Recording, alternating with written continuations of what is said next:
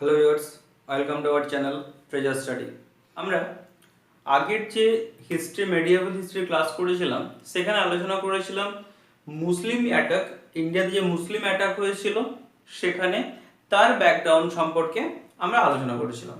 Just আমরা শেষ করেছিলাম যে তরাইনের দ্বিতীয় যুদ্ধ, তারপর 1194 খ্রিস্টাব্দে একটি যুদ্ধ দিয়ে, এবং তারপর বলেছিলাম যে দিল্লি সুলতানেটে কতগুলো রাজবংশ রাজত্ব করেছিল, কতগুলো বংশ রাজত্ব করেছিল। আমরা ঠিক সেই জায়গা থেকেই শুরু করব। অবশ্যই ভিডিওটি দেখার আগে যে মুসলিম অ্যাটাকের যে ব্যাকগ্রাউন্ড সেটা অবশ্যই দেখে নিও।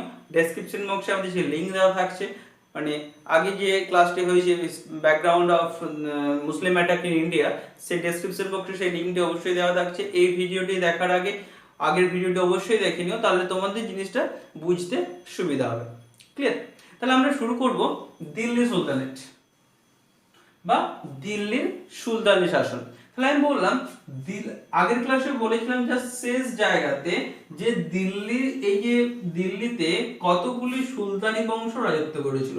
মোট 5টি সুলতানি বংশ দিল্লিতে রাজত্ব করেছিল। প্রথমে চলে আসলো স্লেভ ডাইনাস্টির পরে ছিল খলজি ডাইনাস্টি,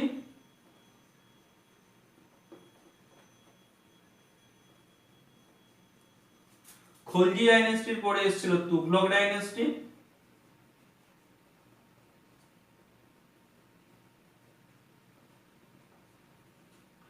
এবং তুগলক ডাইনাস্টির পরে এসেছিল সৈয়দ ডাইনাস্টি,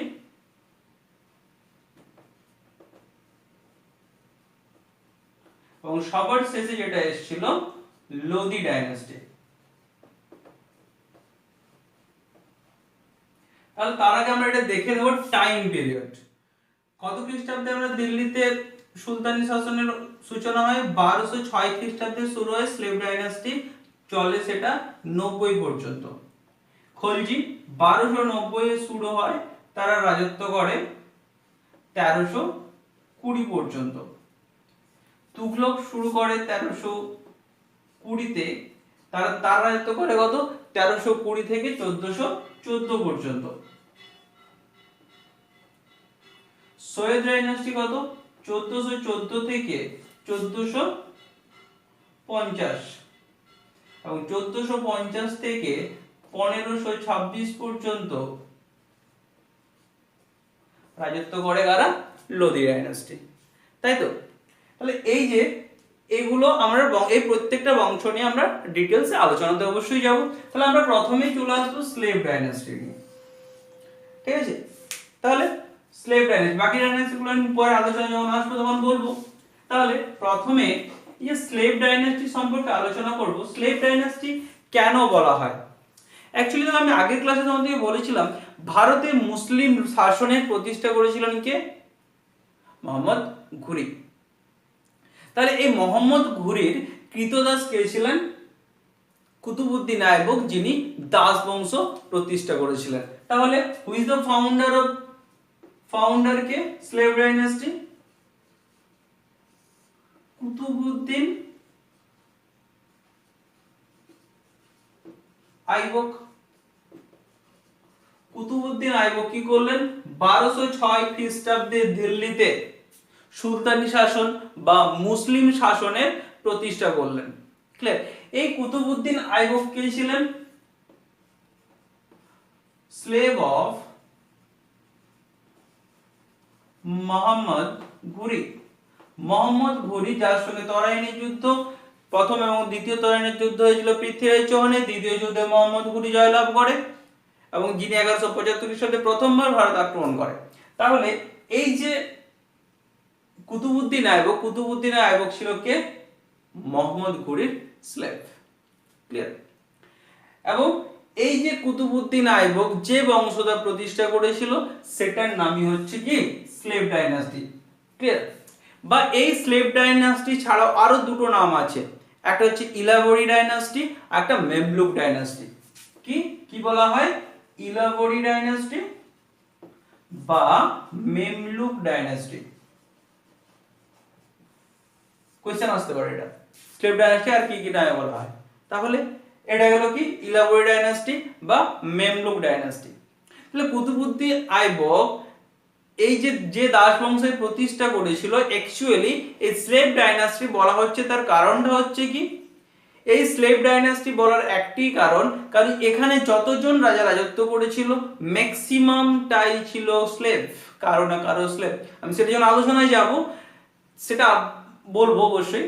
তাহলে এই যে স্লেভ ডাইনাস্টিতে মেইনলি তিনটে ডাইনাস্টি রাজত্ব করেছিল। একটা হচ্ছে কুতুবি ডাইনাস্টি, যেটার ফাউন্ডার হচ্ছে কুতুবউদ্দিন আইবক। ফার্স্ট ইলাবরি ডাইনাস্টি, যেটার ফাউন্ডার হচ্ছে ইলতুৎমিশ। এবং সেকেন্ড ইলাবরি ডাইনাস্টি, যেটার ফাউন্ডার হচ্ছে বলবান। তাহলে কি প্রথমে পেলাম কি কুতুবি ডাইনাস্টি, ফার্স্ট ইলাবরি ডাইনাস্টি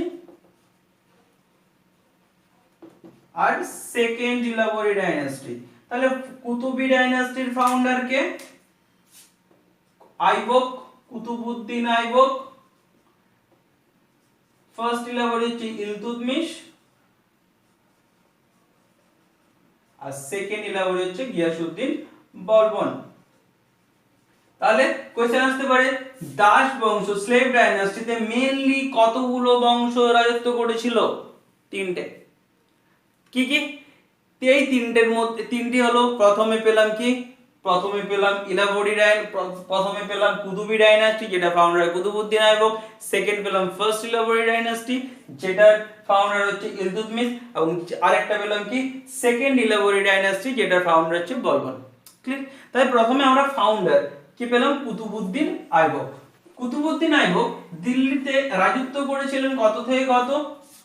1206 থেকে 1210 সাল পর্যন্ত তিনি রাজত্ব করেছিলেন। কত থেকে কত? 1206 থেকে 10 পর্যন্ত। তাহলে দুটো কোয়েশ্চেন হয়, একটা হচ্ছে who is the founder of Muslim rule in India? That is Mohammad Ghori. আর who is the founder of real Muslim rule in India? That is Qutubuddin Aibak. তাহলে real founder of Muslim rule in India, real founder of Muslim rule, ভারতে মুসলিম শাসনের প্রকৃত প্রতিষ্ঠাতা যদি বলা হয় কাকে বলা হবে? কুতুবউদ্দিন আইবককে। এবং তিনি কি ছিলেন? তিনি ছিলেন মোহাম্মদ ঘুরির তুর্কি স্লেভ। ক্লিয়ার? সেকেন্ড আসবো, এই যে কুতুবউদ্দিন আইবক, এই কুতুবউদ্দিন আইবকের কি কি উপাধি ছিল? টাইটেল। কুতুবউদ্দিন আইবকের টাইটেল ছিল কি? মালিক, লাখবক্স বা লক্ষ্যদাতা বাংলায় আমরা যেটাকে বলি, এবং কি সিপাহ সালার। কি কি? মালিক, লাখবক্স আর কি সিপাহ সালার। তাহলে তার টাইটেল গুলো আমাদেরকে মাথায় রাখতে হবে, মালিক, লাখবক্স এবং সিপাহ সালার। তাহলে কোশ্চেন আসতে হবে সিপাহ সালার কার উপাধি, বা লাখবক্স কার উপাধি, বা লক্ষ্যদাতা কার উপাধি, বা মালিক কার উপাধি ছিল। ক্লিয়ার? এবং এই যে কুতুবউদ্দিন আইবক, এই কুতুবউদ্দিন আইবকের ক্যাপিটাল কোথায় ছিল? রাজধানী। এই কুতুবউদ্দিন আইবকের রাজধানী কোথায় ছিল? কুতুবউদ্দিন আইবকের রাজধানী ছিল লাহোরে। ক্লিয়ার? এরপর আসবো, এই যে কুতুবউদ্দিন আইবক, এই কুতুবউদ্দিন আইবক 1208 খ্রিস্টাব্দে শুরু করলেন। 1208 খ্রিস্টাব্দে খাজা কুতুবউদ্দিন বখতিয়ার বিন কাকি এর স্মৃতির উদ্দেশ্যে কি করলেন? কুতুব মিনারের নির্মাণ কার্য শুরু করলেন। কার স্মৃতির উদ্দেশ্যে? খাজা কুতুবউদ্দিন বখতিয়ার বিন কাকি এর স্মৃতির উদ্দেশ্যে তিনি গিয়েছিলেন। খাজা একজন সুফি সন্ত, খাজা কুতুবউদ্দিন বখতিয়ার বিন কাকির স্মৃতির উদ্দেশ্যে কি শুরু করলেন? কুতুব মিনারের নির্মাণ কার্য শুরু করলেন। কুতুব মিনার। তাহলে কুতুব মিনারের নির্মাণ কার্য কে শুরু করেছিলেন? কুতুবউদ্দিন আইবক। ক্লিয়ার? এবং এই 1208 খ্রিস্টাব্দে তিনি করলেন সুলতান উপাধি ধারণ করলেন। Assume the title Sultan. Question আসতে পারে তিনি কত খ্রিস্টাব্দে সুলতান উপাধি ধারণ করেন? 1208 8 খ্রিস্টাব্দে তিনি করলেন সুলতান উপাধি ধারণ করলেন এবং তিনি প্রতিষ্ঠা করেছিলেন কি he built কুয়েত উল ইসলাম কি একটা মস্ক এটা হচ্ছে দিল্লিতে প্রথম মস্ক কুয়েত উল ইসলাম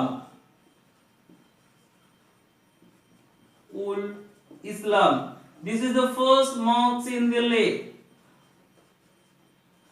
দিল্লিতে প্রথম মসজিদ তাহলে কি কুয়েত উল ইসলাম কি প্রথম মস্ক তাছাড়া কি তৈরি করেছিলেন আধাই দিন কা ঝোপড়া আধাই দিন কা ঝোপড়া এটা কোথায় অবস্থিত আজমিরের নিকট নিয়ার আজমির তাহলে তিনি কি কি প্রতিষ্ঠা করলেন আধাই দিন কা ঝোপড়া এবং কি কুয়েত উল ইসলাম তিনি প্রথম যখন রাজত্বে বসেন তিনি কিন্তু কোনো ধরনের কোনো কয়েন কিন্তু ইস্যু করেননি ক্লিয়ার এবং এই কুতুবউদ্দিন আইবক শুধুমাত্র এই জিনিসগুলো কাজগুলোর সাথে সাথে তিনি কিন্তু বিভিন্ন সেই সময় যারা কবি বা লেখক তাদেরকে কিন্তু সম্মান করতেন হি প্যাট্রোনাইজ হাসান নিজামি ফখরুদ্দিন হাসান নিজামের লেখা গ্রন্থের নাম কি আমরা আগের ক্লাসে বলেছি কি তাজ উল মাসির এবং ফখরুদ্দিনের লেখা তারিক ই মুবারক শাহী ক্লিয়ার তাহলে দ্বারা কোশ্চেন আসতে পারে হাসান নিজামি বা ফখরুদ্দিন এরা কার সমসাময়িক কুতুবউদ্দিন আইবকের এবং এই যে কুতুবউদ্দিন আইবকের বিখ্যাত সেনাপতি বখতিয়ার খলজি তিনি কি করেছিলেন তার সময়কালে কুতুবউদ্দিন আইবকের সময়কালে বখতিয়ার খলজি বাংলা আক্রমণ করেন এবং এই বাংলাতে তখন কে রুলার ছিলেন লক্ষণ সেন তাহলে কি তার famous general Bakhtiyar Khalji attacked Bengal during this time the ruler of Bengal was লক্ষণ সেন তাহলে কুতুবউদ্দিন আইবক যখন দিল্লিতে তখন বাংলায় কে রুলার অফ বেঙ্গল লক্ষণ সেন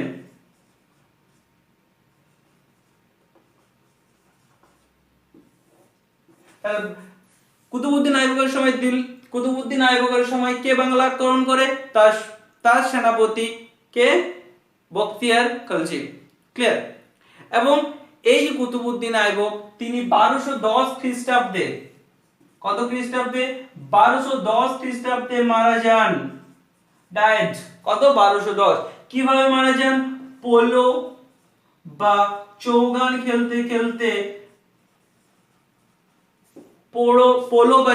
খেলতে গিয়ে তিনি কি পড়ে যান কোথা থেকে ঘোড়া থেকে সেখানে পড়ে গিয়ে তিনি মারা যান তাহলে 1210 খ্রিস্টাব্দে কে কুতুবউদ্দিন আইবক মারা গেল ক্লিয়ার তাহলে এই যে কুতুবউদ্দিন আইবক মারা গেল কুতুবউদ্দিন আইবক মারা যাওয়ার পর সিংহাসনে কে বসেন এই জায়গাটা কিন্তু একটু সেন্সিটিভলি খেয়াল রাখবে এই জায়গাটা কিন্তু অনেকে ভুল করে থাকে কুতুবউদ্দিন আইবকের পর সিংহাসনে বসলেন তার পুত্র আরাম শাহ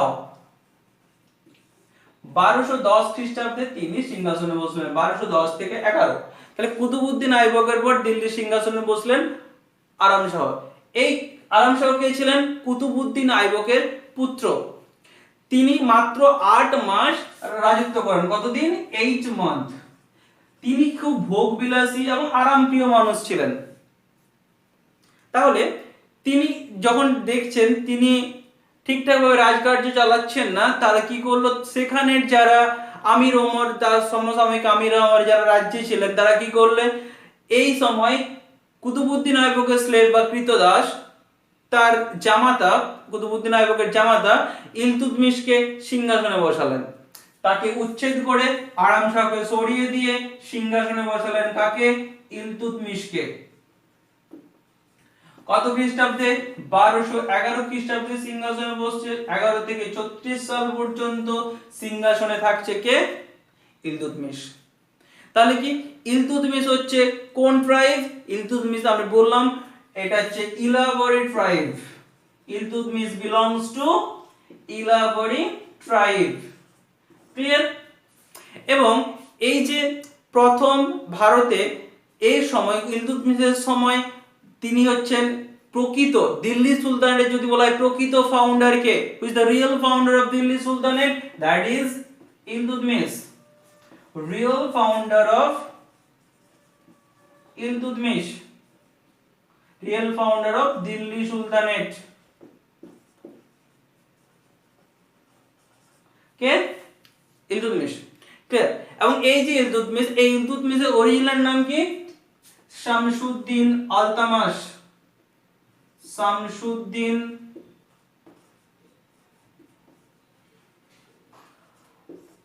অরিজিনাল নেম বা রিয়েল নেম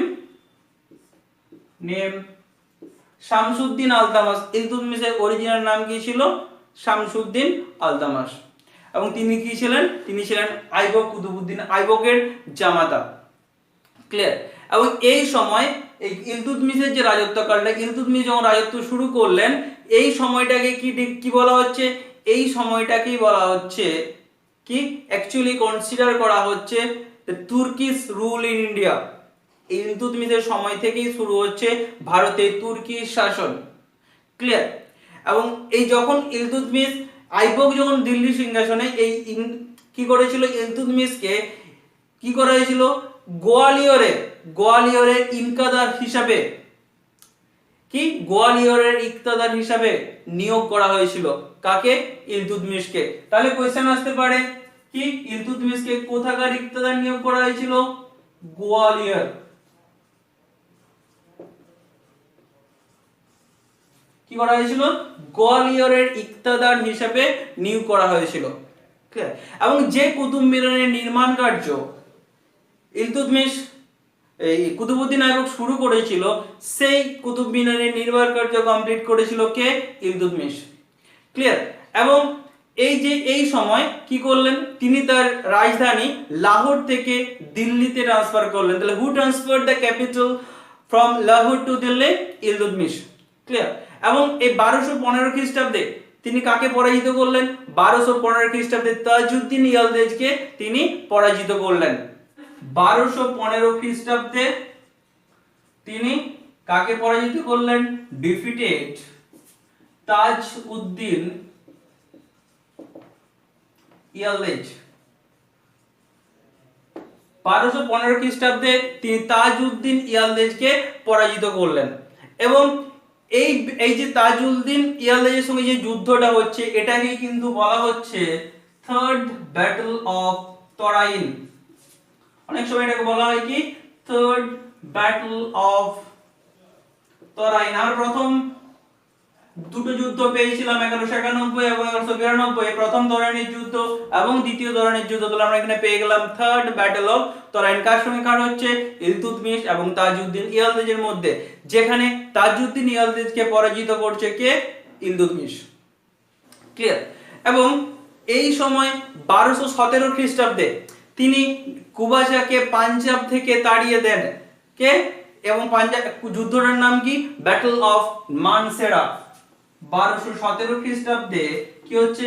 ব্যাটল অফ মানসেরা। মানসেরা যুদ্ধ, যেখানে কুবাচাকে পাঞ্জাব থেকে নাসিরউদ্দিন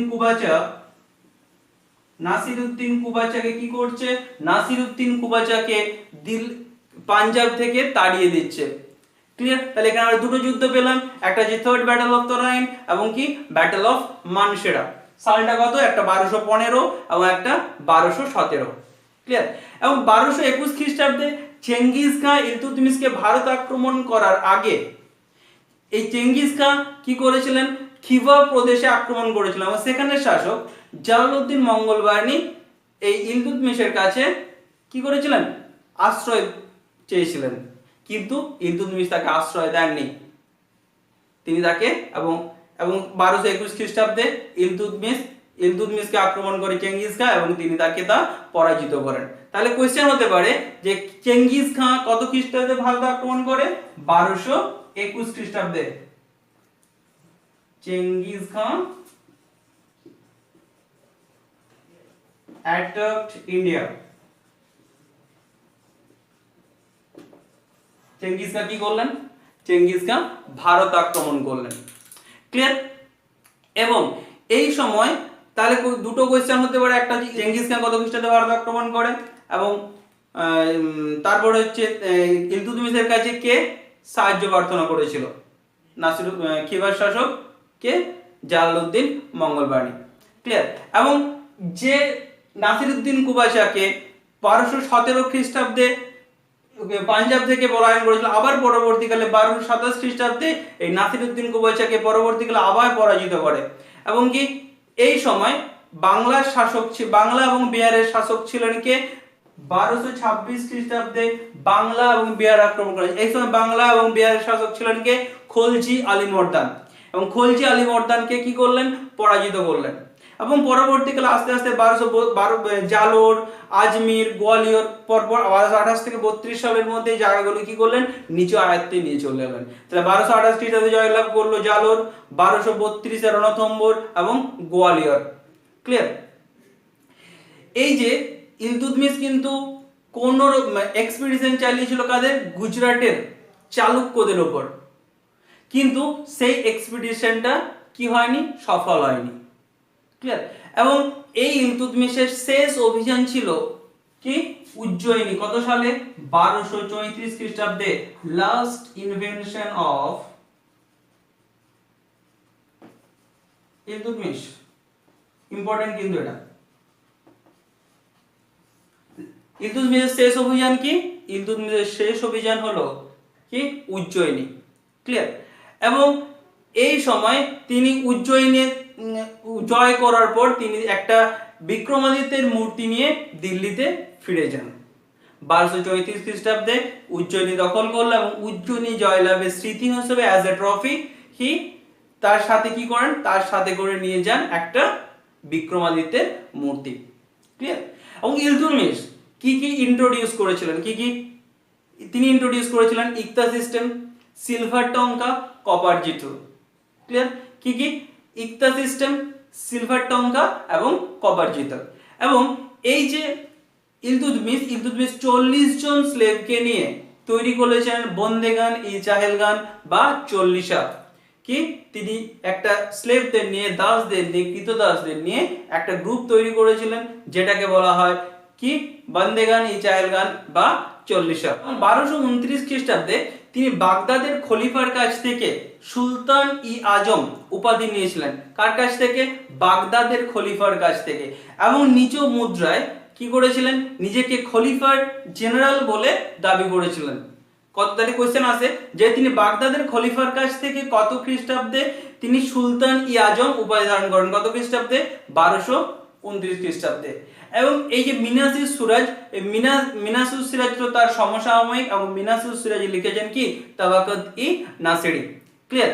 এবং ইলতুৎমিশের পর সিংহাসনে বসেছিল কে? ইলতুৎমিশ মারা যাচ্ছে 1236 খ্রিস্টাব্দে, এবং তারপর সিংহাসনে বসে রুকনুদ্দিন ফিরোজ শাহ। 1236 খ্রিস্টাব্দে সিংহাসনে বসছে কে? রুকনুদ্দিন ফিরোজ শাহ। ক্লিয়ার?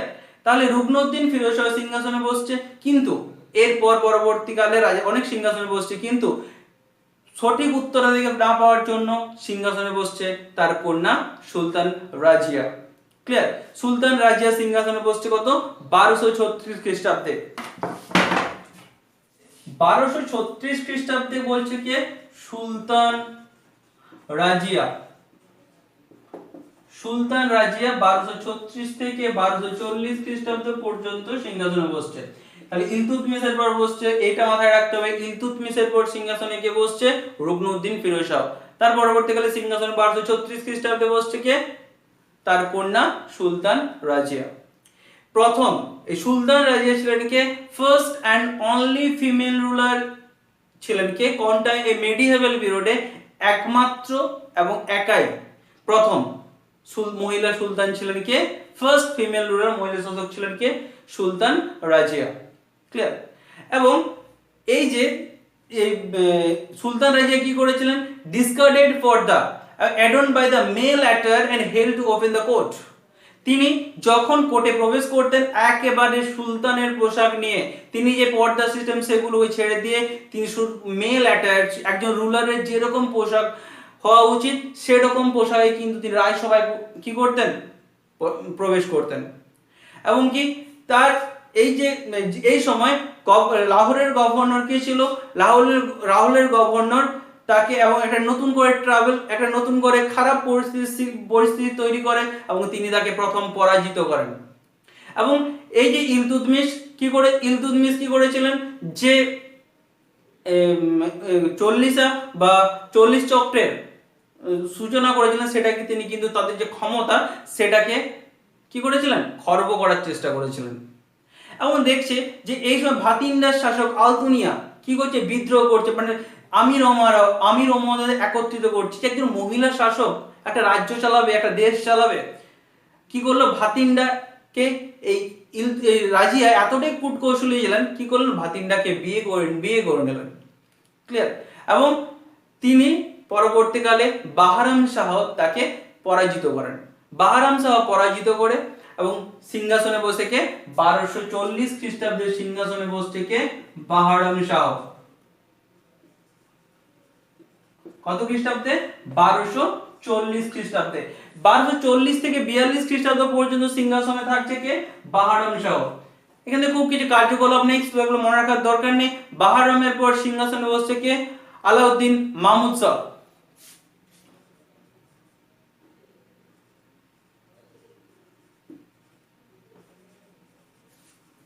আলাউদ্দিন মাহমুদ শাহ ছিলেন কত খ্রিস্টাব্দে? 1242 থেকে 1244 খ্রিস্টাব্দ পর্যন্ত। এবং 1244 খ্রিস্টাব্দে এই যে মাসুদ শাহ ছিলেন, তিনি কি ছিলেন, তিনি মেইনলি অ্যালকোহল বা ওয়াইনের প্রতি তিনি পুরোপুরি এন্টারটেইন করতেন। এইগুলোর প্রতি তার ইন্টেনশন, তার জন্য তিনি রাজকার্য চালাতে পারতেন না। এবং তারপরে সিংহাসনে বসে কে? নাসিরউদ্দিন মাহমুদ।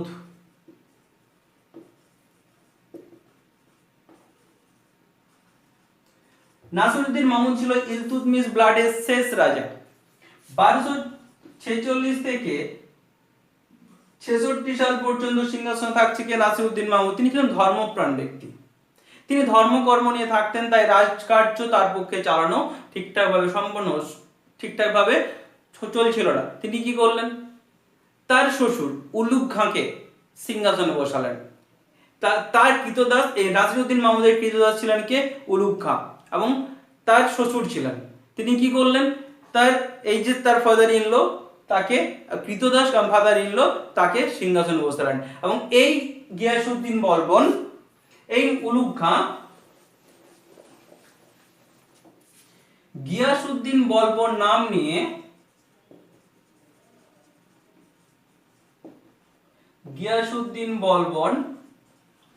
নিয়ে সিংহাসনে বসলো 1266 খ্রিস্টাব্দে। 1266 থেকে 1287 খ্রিস্টাব্দ পর্যন্ত দিল্লির সিংহাসনে থাকছে কে? গিয়াসউদ্দিন বলবন। তাহলে তার অরিজিনাল নাম কি? উলুগ খাঁ। ক্লিয়ার? তাহলে কত খ্রিস্টাব্দে সিংহাসনে বসছে? 1266 খ্রিস্টাব্দে।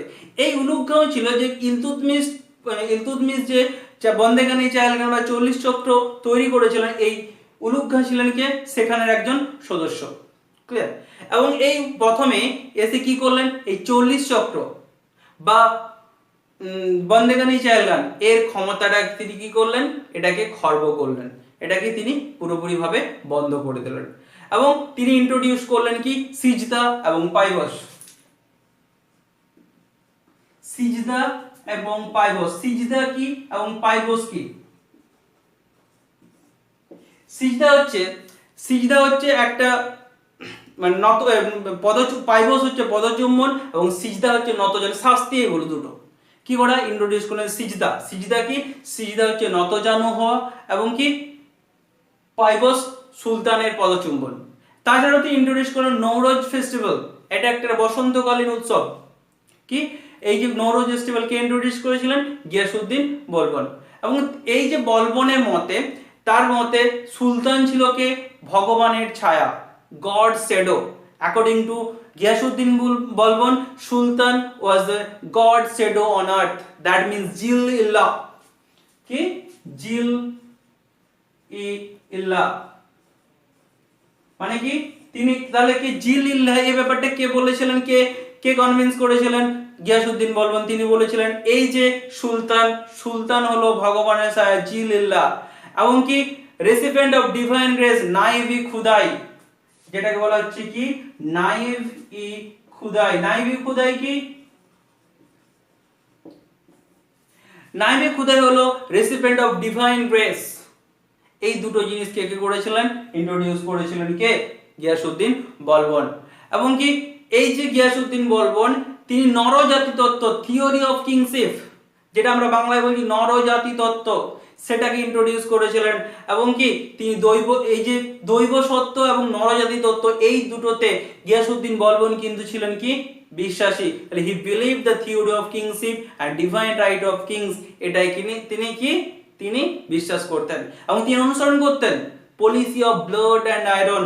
কি তিনি এই যে policy of blood and iron এই পলিসিটাকে তিনি কি করতেন, অনুসরণ করতেন। তাহলে question, which sultan follow the policy of blood of iron, Ghiyasuddin Balban. Then তিনি তৈরি করলেন কি Diwani Arz, he created Diwani Arz and Diwani Barid. Diwani Arz is a military department and Diwani বারিদ is a spy department। তাহলে দেওয়ানি বারিদ ছিল একটা স্পাই ডিপার্টমেন্ট এবং দেওয়ানি বারিদ ছিল কি একটা মিলিটারি ডিপার্টমেন্ট। ক্লিয়ার? এবং এই সময় তিনি কি করলেন, তিনি মেওয়ালি রিবেলস হয়েছিল রাজপুতানাতে, তিনি সেটাকে নিজ হাতে কন্ট্রোল করলেন। He defeated the Mewati rebels in Rajputana. Clear? এবং তিনি কি করেছিলেন, বাংলার রুলার তুঘরিল খাঁকে হত্যা করেছিলেন। ক্লিয়ার? এবং তিনি 1287 খ্রিস্টাব্দে মারা যায়। এবং তারপর সিংহাসনে আসে কাইকোবাদ এবং কায়ুরমাস। এবং কি তার ছোট্ট সন্তান কায়ুরমাসকে হত্যা করে 1290 খ্রিস্টাব্দে দিল্লিতে এক রক্তাক্ষয়ী সংগ্রামের মধ্য দিয়ে দিল্লিতে খলজি বংশের সূচনা হয়, যেটা ইতিহাসে খলজি রিভলিউশন নামে পরিচিত। এবং এখান থেকে সূচনা হচ্ছে খলজি বংশের বা খলজি ডাইনাস্টি, যেটা জালালউদ্দিন খলজি শিশু কায়কোবাদ বা কায়ুরমাসকে হত্যা করে দিল্লির সিংহাসনে বসছে। ক্লিয়ার? ঠিক আছে, আমরা আজকে আলোচনা করলাম খলজি ডাইনাস্টি, পরবর্তী ক্লাসে বাকি ডাইনাস্টিগুলো আলোচনা করব। তাহলে এই ভিডিওটি কেমন লাগলো, এই ক্লাসটি কেমন লাগলো অবশ্যই জানিও কমেন্টের মাধ্যমে। ভালো লাগলে লাইক করো, শেয়ার করো। ধন্যবাদ সঙ্গে থাকার জন্য। আবার দেখা হবে পরবর্তী ভিডিওতে তোমাদের সাথে।